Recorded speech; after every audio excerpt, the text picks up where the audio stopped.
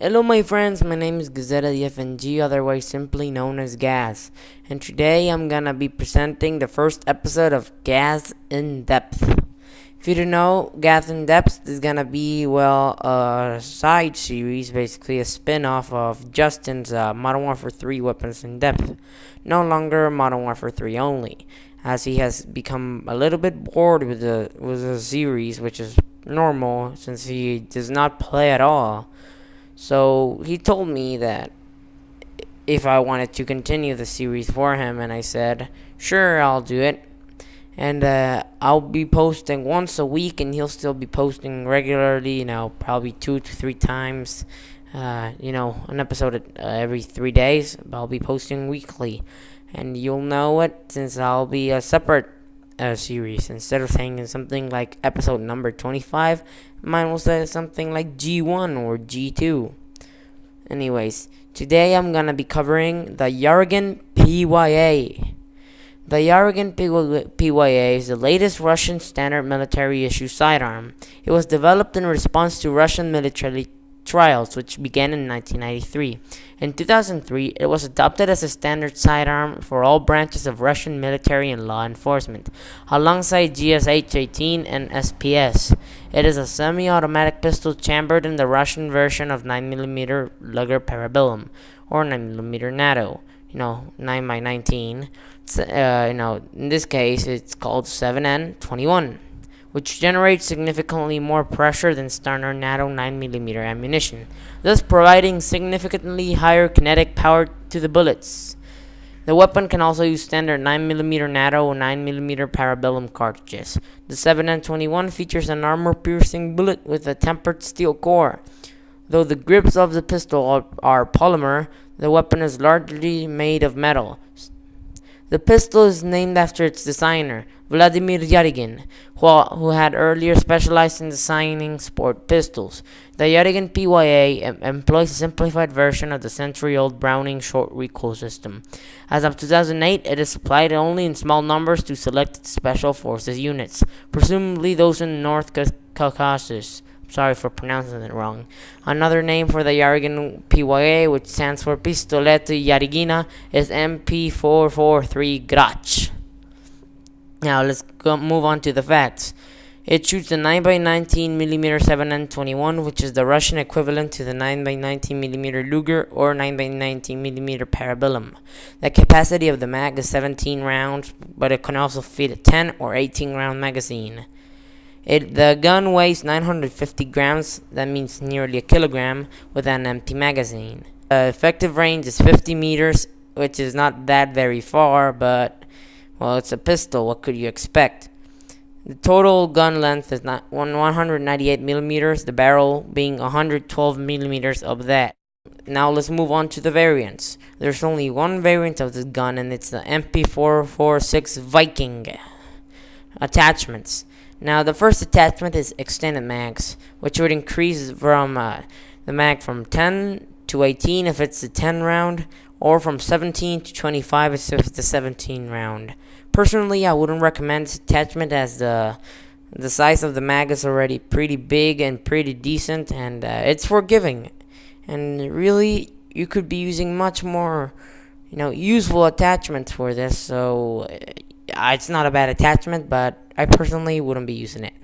Next attachment is dual wield, or in Modern Warfare standards, akimbo. This would allow you to dual wield 2 pistols and basically give you more firepower, but reducing your effective range since you couldn't aim down the sight. Now, this is an attachment I recommend, but with steady aim. You might be able to use it with Ninja or whatever it's near the Tier 3 or Tier 2 perk slot alongside steady aim, but if you're going to be using this, either stick real close or stick close medium range with steady aim. Next attachment is a tactical knife. Now, a tactical knife would allow you to hold a knife on your left hand, and Harry's technique, which if you don't know what Harry's technique is basically when you hold a flashlight, or in this case a knife, position that instead of you slashing, it's basically you have the knife pointing, the blade pointing towards your pinky finger. outside and you hold it down under your gun. I personally, if you're gonna go knife only, or if the gun has a glitch that you might need to use tactical knife to balance it, I would recommend this attachment, especially because if the knife becomes a secondary, which many of us have asked, then this would actually be a very good attachment. Alright, personally, it depends on the type of game it would become. I would recommend this attachment, or just leave it alone. Next attachment is laser. In this case, it would be it would give the PYA an undermounted laser, which would allow you to be more accurate and maybe allow you to hip fire easier because you would have a laser pointing towards your enemy. Personally, I think this attachment is very good, yet it could also reveal your position. But I think if they did some buffs, like maybe shots actually are stronger when you're using the laser. Now, maybe use it as like an underbarrel attachment, meaning you wouldn't be able to aim down sights with the laser. And aiming to your head, maybe it would be a good attachment. So, depends on how they balance the laser. I recommend this attachment, or not. But of course, it's always up to you. Next attachment is silencer. Silencer would silence the gun, making you not appear on the radar, but reducing your effective range, meaning that your damage rate would drop off faster. Personally, I think this attachment is very good, considering pistols already have a small range, and actually using this attachment wouldn't be such a bad idea, and it will keep you off the radar, and good for stealth. And using the Ghost Cold-Blooded Camouflage UAV Jammer perk in this case. So I personally, if you see me use this gun, it's either gonna be me using dual wield, laser, or silencer. Alright guys, that's about it. I hope you enjoyed the first episode of Gaz In Depth, and I hope you stay tuned because next week I'll be covering another weapon.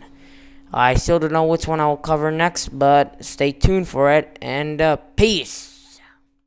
Hello everyone, if you know me, of course, you just watched my video. I am Gaz. Hello. Well, my reason for thinking that the PYA will be in this game, besides being in bad company too, is that this is the main sidearm for the Russian army. And seriously, Infinity Ward really doesn't put any Russian sidearms, and I must admit I am a fan of Russian sidearms. Wow, I just said Russian sidearms more than 3 times in a row. I'm a failure in this comms, I'm sorry. But I think that the PYA should have its, benefits. It's a very good gun. It's about as accurate as the M9. I know Justin doesn't like the M9, but if you ever use this weapon in any game, in fact, it's one of the best handguns in Bad Company 2, normal, not Vietnam. But seriously, if it's in this game, or if you had Bad Company 2, try the PYA, or the otherwise known as the MP443 Garage. It's a very good gun, and subscribe to Gazetta Second, because I'm gonna be uploading a Gas In Depth every Monday on Justin's channel. So stay tuned.